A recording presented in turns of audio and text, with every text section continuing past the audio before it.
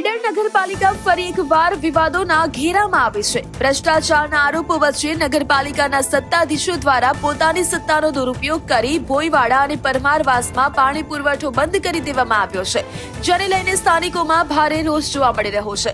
તંત્ર દ્વારા બાકીવેરા વસૂલાતનું બહાનું ધરીને જીવન જરૂરિયાત માટેના મુખ્ય સ્ત્રોત સમાન પાણીના કનેક્શન કાપી નાખવામાં આવ્યા છે.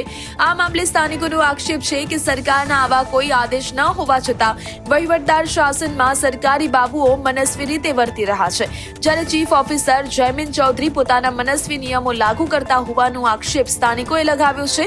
વધતા જતા વિવાદ વચ્ચે સોશિયલ મીડિયામાં પણ તંત્ર વિરુદ્ધ ભારે રોષ જોવા મળી રહ્યો છે. સ્થાનિકોએ ચીમકી ઉચ્ચારી છે કે જો સોમવાર સુધીમાં પાણી પુરવઠો રાબેતા મુજબ શરૂ કરવામાં નહીં આવે તો ભ્રષ્ટાચારી અધિકારીઓના પૂતળા દહન કરીને ઉગ્ર વિરોધ પ્રદર્શન કરવામાં આવશે.